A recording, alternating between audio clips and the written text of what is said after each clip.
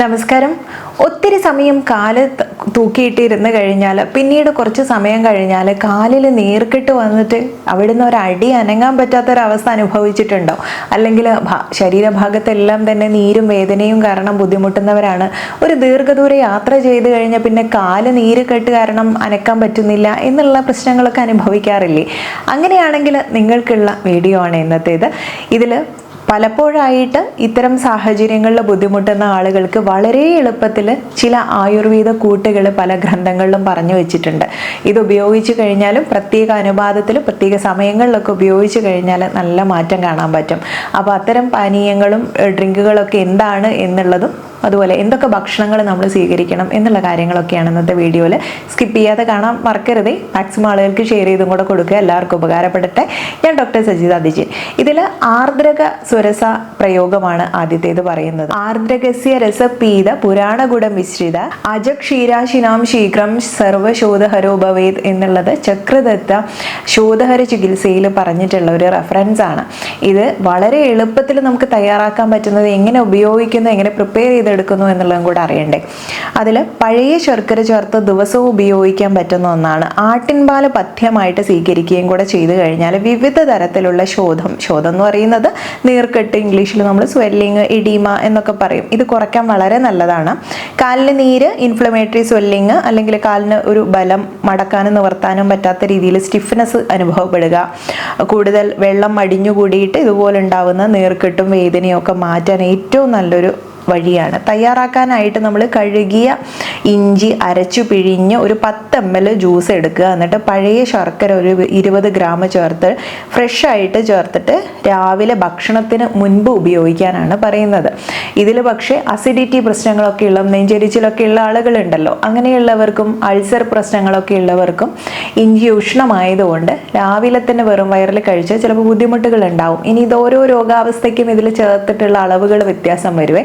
ഒരു ക്ലാസിക്കലായിട്ടുള്ള റെഫറൻസിൽ ഇതാണ് പറയുന്നത്. പക്ഷേ നിങ്ങൾക്ക് ഡയബറ്റിക് ആയ ആളുകളൊക്കെ ആണെങ്കിൽ സ്ഥിരമായിട്ട് ഇതുപോലെ ശർക്കരയൊന്നും കഴിച്ചാൽ അത് ഡയബറ്റീസിന് വളരെയധികം അപത്യമായിട്ടുള്ളതാണ്. ഇതുകൊണ്ട് അത്തരം ആളുകളൊക്കെ ഒന്ന് ശ്രദ്ധിക്കുക. ദീപനം പാചനം ശ്രീഷ്ടം വാതകഫ വിനാശനം എന്നുള്ളത് ഇഞ്ചിയെക്കുറിച്ച് പറയുന്നുണ്ട്. ഇഞ്ചി വളരെ ബെസ്റ്റാണ്.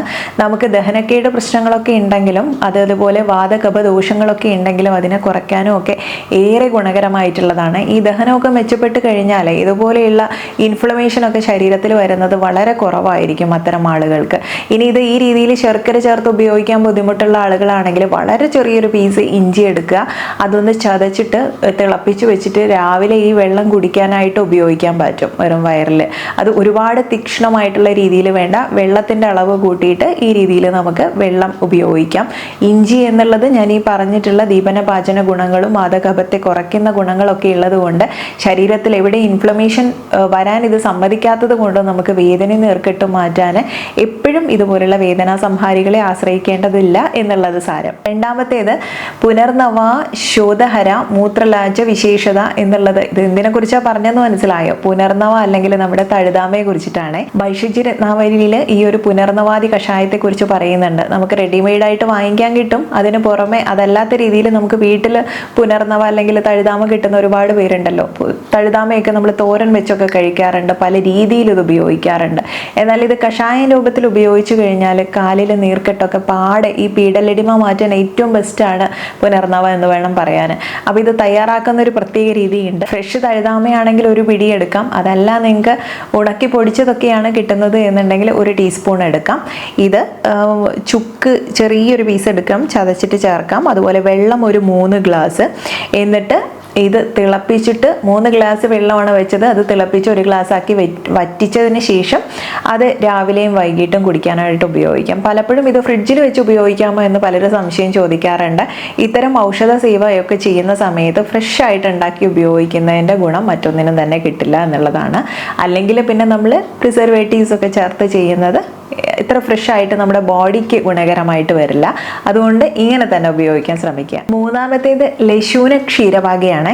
ലശൂന എന്ന് പറയുമ്പോൾ മനസ്സിലായല്ലോ, വെളുത്തുള്ളിയാണ്. ഒരു 3 വെളുത്തുള്ളിയെ നമുക്ക് ആവശ്യമുള്ളൂ. ഇത് തന്നെ ഒരു 3 മുതൽ 5 വരെ എടുക്കാം. ഇതിൽ 1 ഗ്ലാസ് പാലും 1 ഗ്ലാസ് വെള്ളവും ആവശ്യമുണ്ട്. നന്നായിട്ട് ക്രഷ് ചെയ്തിട്ടുള്ള വെളുത്തുള്ളി പാലും വെള്ളവും ഒക്കെ ചേർത്തിട്ട് മിതമായിട്ടുള്ള തീയിൽ വേവിച്ച് പകുതിയാക്കി രാത്രി ഭക്ഷണശേഷം നമുക്ക് കുടിക്കാനായിട്ട് എടുക്കാം. ഇത് നെർവിൻ്റെ സപ്പോർട്ടിനും ദേഹത്തുണ്ടാകുന്ന സ്റ്റിഫ്നെസ് അല്ലെങ്കിൽ കാലും കൈയും നനക്കാൻ പറ്റാത്ത അവസ്ഥയില്ലേ, അതിനും വാദശമനത്തിനും നല്ല ഉറക്കം കിട്ടാനും നമ്മുടെ ശരീരത്തിലെ ബ്ലഡ് സർക്കുലേഷൻ കൂട്ടാനും ഒക്കെ സഹായിക്കുന്നുണ്ട്. ബ്ലഡ് സർക്കുലേഷൻ കൂട്ടാൻ ഇനി മറ്റെന്തെങ്കിലും ചെയ്യാൻ പറ്റുമോ എന്നുള്ള ചിന്ത പോയോ മനസ്സിൽ? എങ്കിലും ടെൻഷൻ വേണ്ട, നമ്മുടെ വീഡിയോയിൽ തന്നെ ഇഷ്ടം പോലെ വീഡിയോസ് നമ്മൾ ചെയ്തിട്ടുള്ളതാണ്. ഒത്തിരി വീഡിയോസ് ചെയ്തിട്ടുണ്ട്, കണ്ടു നോക്കാൻ മറക്കരുത്. ഇനി ഇത് മരുന്ന് കൂട്ടുകളാണ് ഈ 3 പറഞ്ഞിട്ടുള്ളത്. ഇനി അതിന് പുറമെ നമുക്ക് ചില വീട്ടിലുള്ള കുറച്ച് കാര്യങ്ങൾ നമ്മുടെ ഡയറ്റിലൊക്കെ തന്നെ ചെറിയ അങ്ങോട്ടും ഇങ്ങോട്ടും മാറ്റമൊക്കെ വരുത്തി കഴിഞ്ഞാൽ ഈ നീർക്കെട്ടും വേദനയും ഒക്കെ തന്നെ ശരീരത്തിന് ഇൻഫ്ലമേഷൻ കുറയ്ക്കാൻ വളരെ നല്ലതാണ്.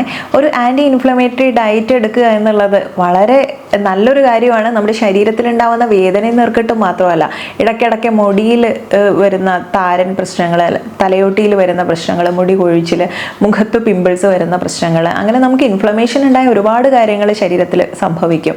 അപ്പോൾ ഇതിനെയൊക്കെ മാറ്റാനും കൂടെ ഇത്തരം കാര്യങ്ങൾ നല്ലതാണ്. അധികം ഉപ്പടങ്ങിയിട്ടുള്ള ആഹാരം കുറച്ചു കഴിഞ്ഞാൽ ശരീരത്തിൽ ഇങ്ങനെ നീർക്കെട്ട് വരുന്നതിന് ഒരു ശമനം കാണാൻ പറ്റും. വളരെ ഡീപ്ലി ഫ്രൈ ചെയ്തെടുത്തിട്ടുള്ള ആഹാരങ്ങളൊക്കെ കഴിക്കുന്ന ശീലം ഉണ്ടെങ്കിൽ അതിനി നിർത്തിക്കോളൂ. അതുപോലെ ഡീഹൈഡ്രേഷൻ വരാതെ ശ്രദ്ധിക്കണം. നന്നായിട്ട് വെള്ളം കുടിക്കുക എന്നുള്ളതാണ്. പിന്നെ ഡീഹൈഡ്രേഷൻ വരാനുള്ള പ്രധാന കാരണം മദ്യപാനമാണ്.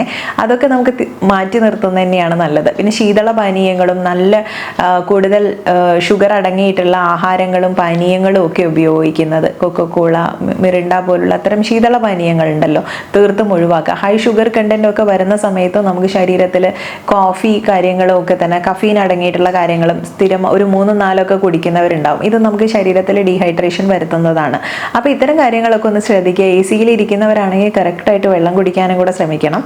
ഇത്തരം കാര്യങ്ങൾ ശ്രദ്ധിക്കുന്നതിന് കൂടെ പുവർ സർക്കുലേഷൻ, ശരിയായിട്ട് രക്തചംക്രമണം ശരീരത്തിൽ നടക്കുന്നില്ല എന്നുണ്ടെങ്കിൽ പല പ്രശ്നങ്ങളും വരും. ഇതിനെന്തൊക്കെ ചെയ്യണം എന്നുള്ളത് ഡീറ്റെയിൽ ആയിട്ട് നമ്മുടെ ചാനലിൽ പറഞ്ഞിട്ടുണ്ട്, കണ്ടു നോക്കാം. നമ്മുടെ ദഹനത്തെ ബുദ്ധിമുട്ടിക്കുന്ന കാര്യങ്ങൾ ചെയ്തു കഴിഞ്ഞാൽ തീർച്ചയായിട്ടും നിങ്ങൾക്ക് ഇത്തരം സർക്കുലേഷൻ കുറവായിരിക്കും. അന്ന് വേണ്ട ഡീഹൈഡ്രേഷൻ സംഭവിക്കും. ശരീരത്തിൽ അവിടെ ഇവിടെ നീർക്കെട്ട് വരാം. ആൻറ്റി ഇൻഫ്ലമേറ്ററി പ്രോപ്പർട്ടി ഉള്ള കാര്യങ്ങൾ കഴിക്കുക എന്നുള്ളതാണ് ശ്രദ്ധിക്കാനുള്ളത്.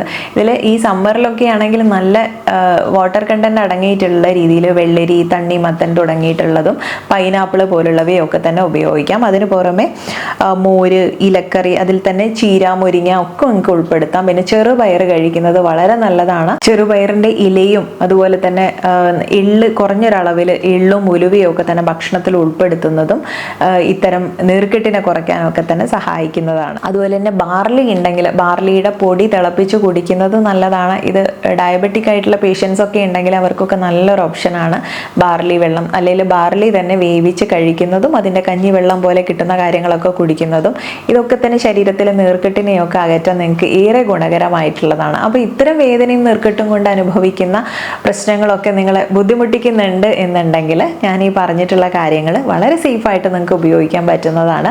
അപ്പോൾ തീർച്ചയായിട്ടും ഈ 3 ഡ്രിങ്കുകൾ വളരെ വിശേഷപ്പെട്ടതാണ്. അത് നിങ്ങൾക്ക് ഉപയോഗിക്കാം. അതിന് പുറമെ നല്ല ചൂടുകാലമായതുകൊണ്ട് മറ്റൊരു ടിപ്പും കൂടെ ഉണ്ട്.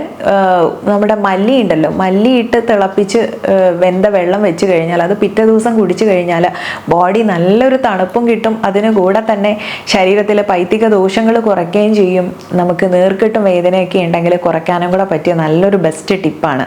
അപ്പോൾ ഇത്തരം സിമ്പിളായിട്ട് ചെയ്യാൻ പറ്റുന്ന കാര്യങ്ങൾ, ഈ ഒരു പ്രശ്നങ്ങളൊക്കെ നിങ്ങൾ അനുഭവിക്കുന്നുണ്ടെങ്കിൽ നിങ്ങൾക്ക് ചെയ്യാവുന്നതേ ഉള്ളൂ. അപ്പോൾ ഒരു കാര്യത്തിന് മാത്രമല്ല, ഒരുപാടേറെ ഇൻഫ്ലമേറ്ററി പ്രശ്നങ്ങൾ കൊണ്ട് നമ്മുടെ ശരീരത്തിൽ ഉണ്ടാകുന്ന പ്രശ്നങ്ങൾക്കൊക്കെ തന്നെയുള്ള പരിഹാര മാർഗമായിട്ട് നിങ്ങൾക്ക് ഇതിനെ ഉപയോഗിക്കാൻ പറ്റും. അപ്പോൾ കണ്ടു കഴിഞ്ഞാൽ എന്നും ചെയ്യുന്നത് പോലെ ഷെയർ ചെയ്യാൻ മറക്കരുത്.